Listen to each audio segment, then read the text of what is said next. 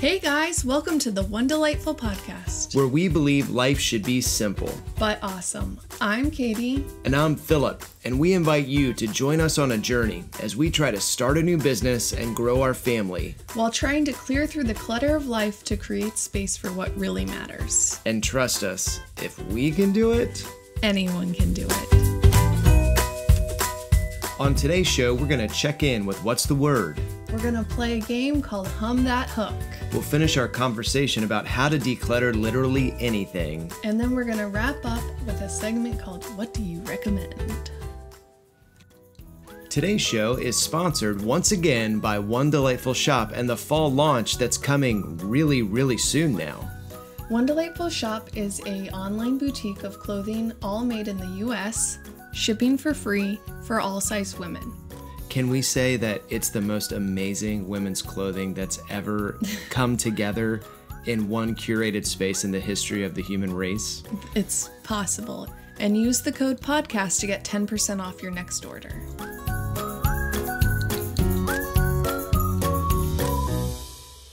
Hello, Katie. Hey, Philip. What's the word?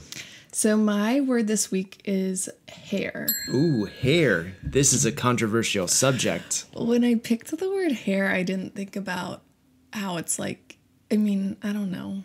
I mean hair on my head. Okay, because at the time we're recording this, it's summer, it's humid, and I have a lot of hair. It's long, it's thick. It's pretty, it's luscious. But I feel like I've always struggled to figure out how to manage it. And so this spring I tried this thing called a keratin treatment, which was really amazing. I have wavy, thick, I don't know how else to describe it. Luscious. I have a lot of hair, and it also, my hairdresser said when I wash my hair, it's like the water does not want to let go of my hair. So it's really hard for me to blow dry my hair. The water loves your hair so much that it says, oh, if we leave this place, we've got to go to the sewer and then maybe to someone else's hair. Yeah, so anyways, it takes me a long time to blow dry my hair, and so I just was looking for a way to manage it more easily. So I thought the keratin treatment, oh, this is great. So, but now I'm having this moral dilemma because I really liked the keratin treatment. It made it so I could blow dry my hair really quickly. It was nice and smooth. It basically makes your hair soft and smooth. It takes out that. So what's the moral dilemma? Well, I've been Googling some stuff, reading that maybe keratin's not very good for you. So I'm torn because on one hand, it was super convenient, but on the other hand, I don't really want to be putting something on my hair that causes cancer. That's hard. I feel like a lot of the things that make life more convenient have some sort of side effect that make it bad for you. And these are the kind of things that leave me in decision paralysis. So, Philip, what's your word this week? My word this week is genius. Well, that could go a lot of places. It could go a lot of places. So let me specify a little bit more. Our kids watch Netflix every day, and I don't think as a parent you quite understand how spoiled you are by Netflix until you have to turn on network TV and see how many commercials that kids are bombarded with during a network TV show. And the lack of control with regular cable. Totally. So our kids have been watching Netflix, and Netflix a couple times now has bought the rights to a B movie that probably didn't make any money at the box office, but they've made a big deal about it coming out. The first one I can think of is Boss Baby. How do you know Boss Baby didn't kill it in the box office? I don't know. I just feel like a movie where Alec Baldwin plays the character of an infant who runs a large business. Probably did not do super well in the box office, but that movie and now Captain Underpants has come to Netflix. And when it comes to Netflix, they make a big deal about it by putting it up in the banner image. So you want to click on it and the kids see a cartoon, so they want to watch it. And the movie is average to slightly below average. But then Netflix takes the excitement of the movie and they turn it into a television series. So they don't have to come up with new ideas for TV shows for kids. And they get kids excited about it by giving them the movie first. And I just think it's brilliant. So I've got a 4-year-old daughter who's super excited about the Boss Baby TV series because Netflix is genius.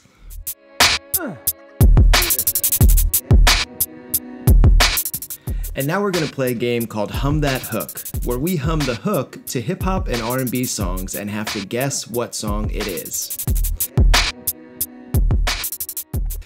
So Katie, I'm excited about this game because we're going to be able to prove forever that we're pretty cool and know hip music. I don't know if that's true because I just had to Google hip hop songs. I had one in mind and I'm not even positive it's hip hop.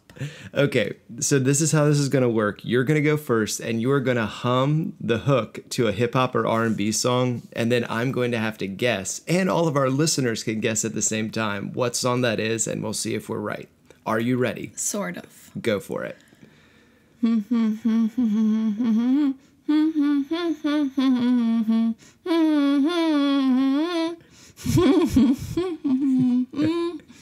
Gin and juice. Really? Try it one more time. You just want me to sound I think stupider. we each get to guess 2 times. Okay.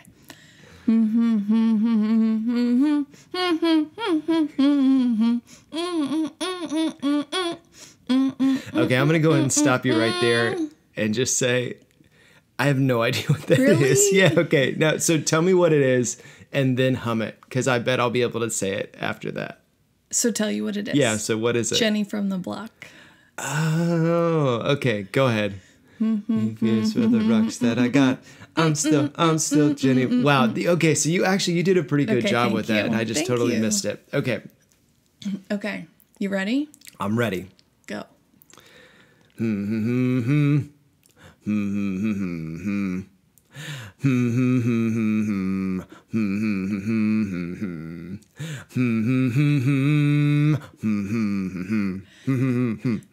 Okay, you can stop because I have no idea.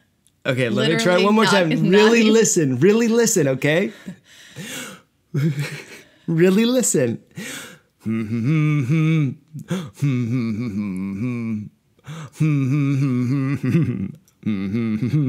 I know what it is. Okay, what is it? Money. Something about money. No, Oh. it's But about a state. California. It is. It's Tupac, California. Okay, you sing along. No. It is, but listen now. Yeah. Okay, got it. All right, great. All I'm right. not singing, but thank you. Okay, so you've got one, I've got none, but I did have to give you a hint. So maybe Yeah. the second time you can give me a hint. But no, I totally knew what it was. I just couldn't think of the word, like the title. Okay, you're up. Round 2.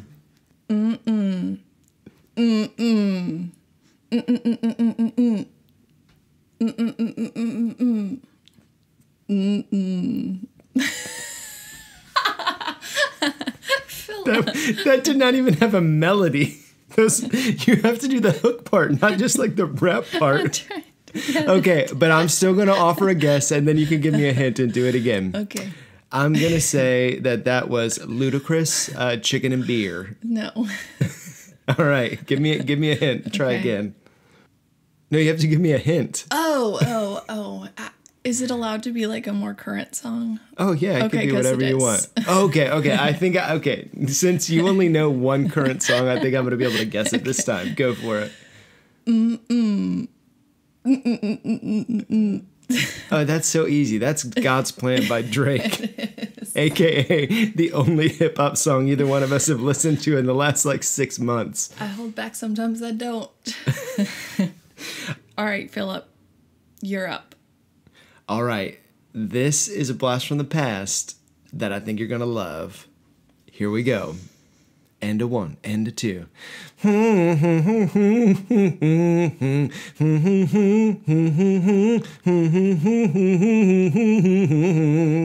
have no idea. Okay, let me give you a hint. Even though I think you're really good at this. Let me give you a hint. This person is a diva. Celine Dion. And let me try again.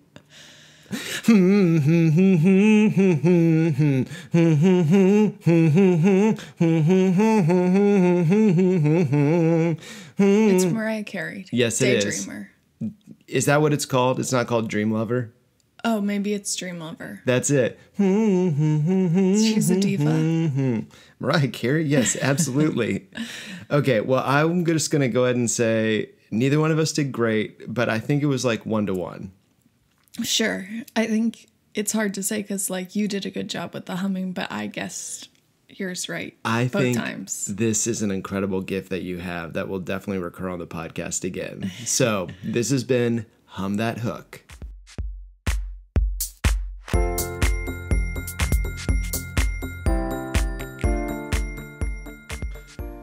Today, we're going to conclude our conversation about how to declutter literally anything. We've been talking about this for the last 2 podcasts, so make sure and check those out so you get caught up with the conversation.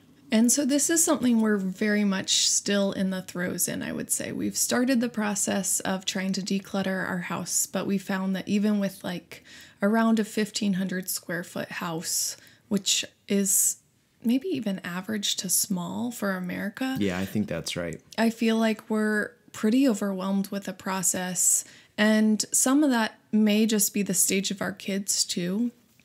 I've stayed home with our 2 kids for the most part while working on the side, always kind of having some sort of business to try and like help make ends meet. And I always thought I wanted to be a stay-at-home mom, but then I found that I don't know if it's like, you know, kids need stuff, obviously, and that's fine. But I feel like the having to figure out the parenting of kids are nagging you. How do you make them stop nagging? Or like nagging, is that the right word? I think nagging is a very kind word for what happens a lot of time with children. Does anybody else feel like their kids think they're a short order cook and they're just like, water?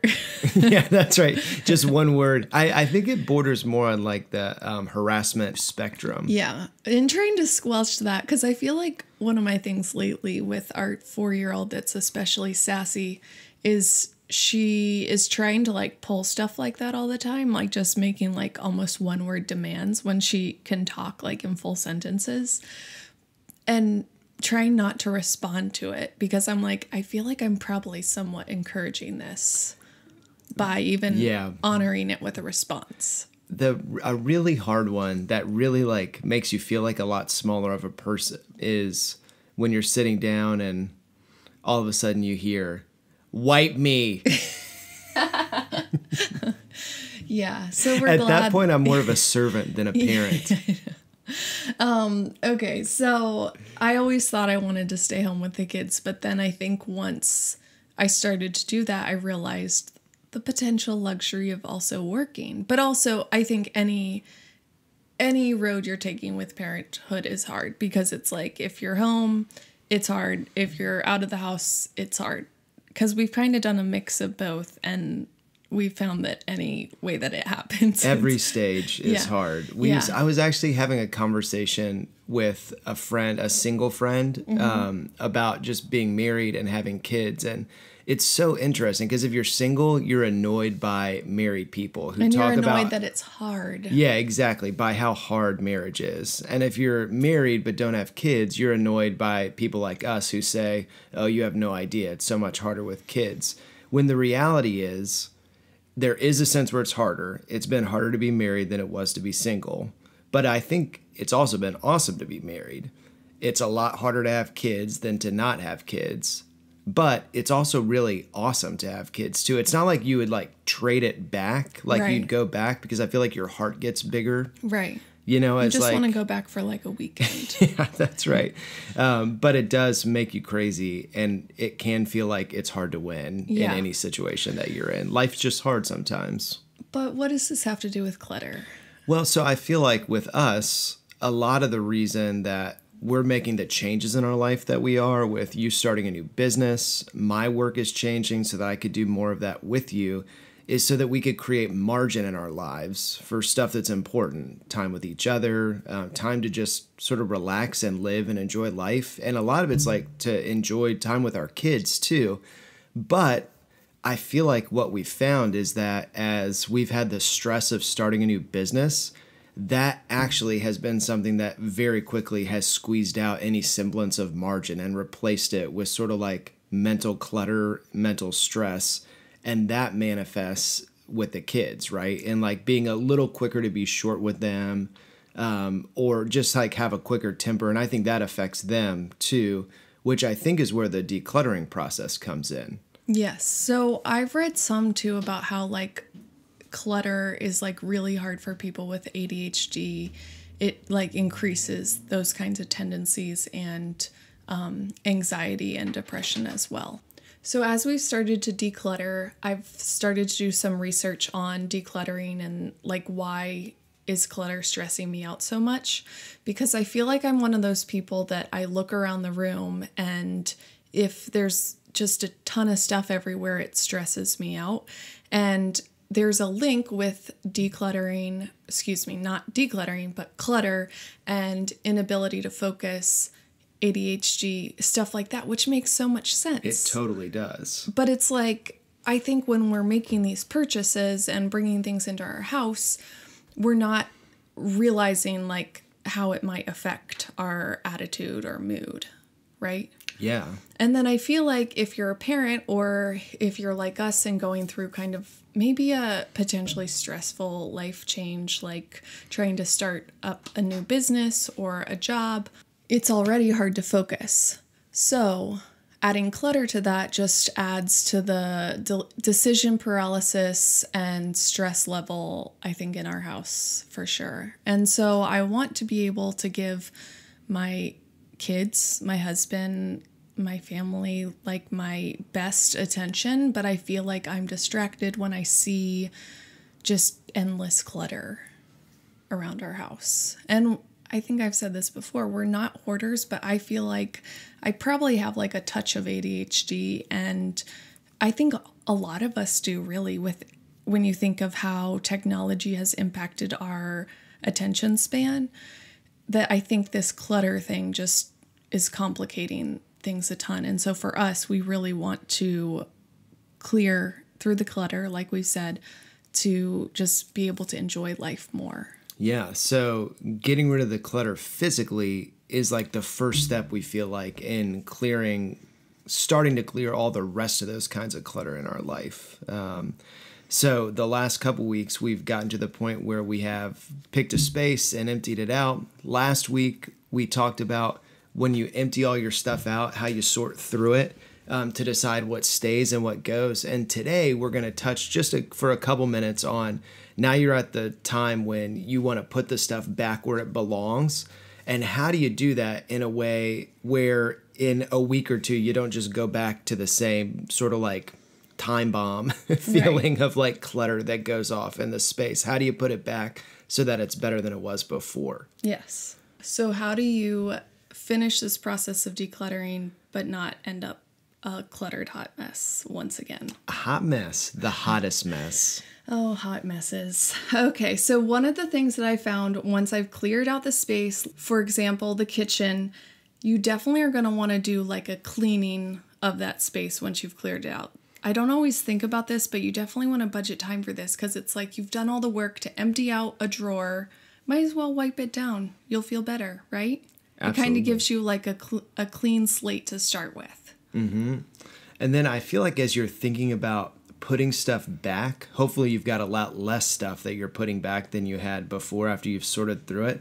But to not just end up at the same cluttered places before, I feel like you've almost got to like change your habits about the way that you use your things. And that's another place the Marie book was really helpful to us, where she talks a lot about when you put stuff back, put it back thinking about the way that you're going to use it. Mm-hmm. And the most practical place I feel like that we've both changed the way we've done this is with our clothes that are in drawers. This is a really small example, but I think it sort of fits with whatever space you're decluttering. She would say, why would you put t-shirts back in a stack, one on top of the other? Because that's just asking for that drawer to like end up being a mess again, because to get the fourth shirt down, you've got to sort of mess up the shirts above it to get to it.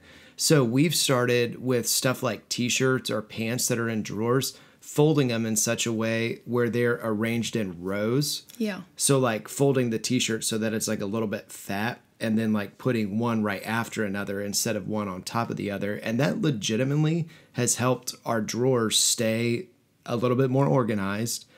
and it has helped not just return them to like a total like mess. Yeah. But I feel like even me who has a hard time implementing habits, when we did that 6 years ago, whenever that book came out, I still put my stuff away that way. Yep. And it's been super helpful. And just another quick pro tip too with the putting stuff back. And I feel like this is helpful, especially if you have sentimental attachments or just are having a hard time getting rid of some stuff that you feel like, I don't use it, but I need to keep it. You do the hanger trick, where when you put this stuff back in your closet or anything that's hanging up, hang it up by the hanger backwards, like put all the hangers sort of like facing out. And then after a month or two, if you look at your closet and there's some hangers that haven't been turned around yet, like you use it and then you turn the hanger around when you put it back, maybe that's an indication of some more stuff that could go. And can I say one more thing about that, Philip? I love the idea of, especially with clothing, when you're putting it back, put it back by style and then color. But I think part of it for me is I want things to be pretty.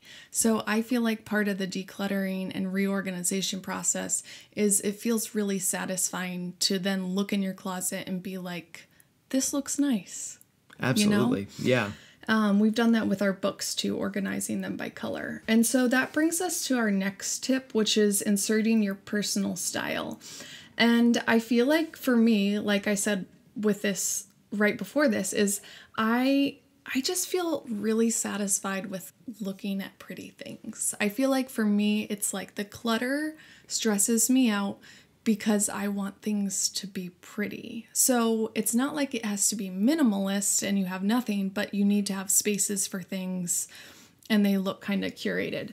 So if you're working on something like, say you wanted to declutter a shelf, when you're clearing out a space that also is more of a design space, not just like a super functional space, you may want to think through how you want to insert your personal style. And I got this hack from the Nester. I read her book years ago and I loved it, and we'll put a link to that in our show notes. And she has a new book coming out, which I'm super excited to try, Cozy Minimalist Style. Oh, that's what that is. Yeah. It sounds like right up my alley because I'm not minimalist. We all know that, but I like cozy, but I don't want clutter either. Yeah. So we'll put a link to both of those. That one is on pre-order. But what she said is the idea of shopping your house. So when you're decluttering, try not to buy things in order to declutter, right? Because you're trying to get things out of your house, not into your house. So, but you may find, it would be helpful to have a basket here. So she has the idea of shopping your house. So we have a pretty good attic space. Not everybody has like storage space, but I would say my one argument to like a massive declutter, get rid of everything you don't use, is there might be some things like a basket that you might use in the future, right? So the idea of shopping your house is there something that's somewhere else in your house that you could put in this space that would serve it? So instead of shopping the store, shopping your house. And then the last resort would probably be like shopping the store or Facebook Marketplace. Because sometimes if you have the budget for it, I like to reward myself with a decluttering project with like a new thing that would make me feel like the finishing touch on, we did this. Like a tub. Or, that's a reference to a former episode, right? That's a podcast. That's our first podcast inside joke. But one of my things was we got a fake plant from Target that we can also put a link to. But I'm a pretty big anti-fake plant person. Like, I want to do the real green thumb thing, but on a kind of dark space in our bathroom that doesn't get a lot of light, it's not realistic to have a real plant there. But it adds a little, like, pop of color. But also, I just gave Katie a look of amazement because a light bulb just went off. You also did get a real plant, though. I did get a real plant also. A fern. Right. And it's been really nice. And I'll say, like, the end result of this process for us with our kitchen and our living room has been more nights than not now. We come downstairs after we put our kids to bed, and the space is pretty much in order. Yeah. Because we've cleared out so much stuff that it's not that hard to pick up. And it looks pretty nice and together just sort of naturally now because there's less stuff there. And the fern, it's a nice touch. The love fern. You let it die. Do you know what movie that's from? No, that sounds really dark. It's from How to Lose a Guy in 10 Days. She pretends like there's a love fern. Anyways, we are not going to put a link to that in the show notes. Ferns are a pretty easy plant, supposedly, to take care of. So our challenge to you is get started. Decluttering can really help you live a more content, happier life. There's connections with depression, anxiety, and focus that can all get helped when you declutter the spaces that you live in. So it's worth it to make the time and pick the space to get started. And we'd love to see, if you're giving this a try, tag us on Instagram or Facebook. We'd love to see what project you're going to start on. And if you need help to get the process going, we've created our How to Declutter Anything guide that you can find in the show notes by just clicking the link there.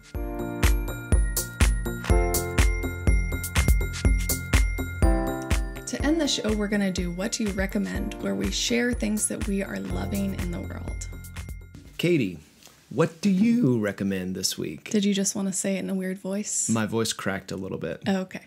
Well, this is one of my favorite things. Philip got me these for Christmas, and I sometimes have to give him a very strong, you will get me this because I want this item, right? Yes, that's right. I'm a bad gift giver, and I need as much specific direction as possible. And I think I communicated to you, I'm going to be really bummed if I don't get this thing. Yes. So you knew you would ruin Christmas if you didn't. Sad face emoji. Okay. The sad poop emoji. Okay, so now that it's been like 7 months, I can say that I really love these things. So these are Bluetooth headphones. I'm using Beats by Dre. It's the kind of the smaller ones, which we have a link to in the show notes. But this is basically one of my mom life hacks. I use these Bluetooth headphones. I pair them with my iPhone. I can turn on music if the kids are listening to something else and I don't want to listen to it. If they're listening to a kid's podcast, I want to listen to an adult podcast. It makes me autonomous. An adult podcast? I mean, like this, Philip. Anyways. I can put one headphone in and still be hanging out with the kids while they're like playing with Legos and still hear what's going on with them, but learn at the same time. Or I can do books on tape, which I also love. So basically when you're hanging out with the kids, you're listening to something so you don't have to pay attention to them? Well, I think sometimes it's okay to be half there because if you're with them all day and they do not want to give you a break, this is one of my ways of squeezing a little bit of like introvert paradise in there. Yeah, so parenting tip, maybe sometimes it's better to be half there than all the way there. I don't know how I feel about that. Well, but I think moms sometimes are criticized for being on their iPhone and zoning out and being with their kids at the same time. But sometimes you need like some adult conversation. So stop it with thinking that adult is a strange word, Philip. I just mean mano y mano, okay? So like a fight. Okay. So anyway, the Beats by Dre, we both use them, and they've been fantastic. They've been a game changer for us. So Philip, what do you recommend? Katie, this week my recommendation is in the culinary category. So as we talked about last week, I am always trying weird diets. Yep. And basically one common denominator in pretty much any diet is that you should eat less bread and more leafy greens. So instead of a sandwich, instead of pasta, you need to eat lots of salad. But both of us have a very difficult time with eating just plain salad. Right. So we're always trying to find creative ways to spice up our salad game. One of those has been buying like bag salad kits. I feel very strange having this conversation, but I'm just going to plow on. But one of our incredible summer salads that we found that we both really like is grilled romaine lettuce. Yeah, I'm so glad you like that because that's been one of my favorites. Where you just get a head of romaine lettuce, you cut it in half, you put it on a cutting board, put some olive oil, salt, and pepper on it, and then you put it on the grill 2 minutes per side, and it tastes really good. Tastes really yummy. It's a nice little summer salad, so my recommendation this week is grilled romaine if you need to up your salad game. Yeah, I was really bummed when romaine was on like the E. coli list. Oh, that happened? Yeah, this spring. And I was like, what are we going to do? Breaking news. We might have been eating E. coli salad all summer. I'm pretty sure it's safe again, though.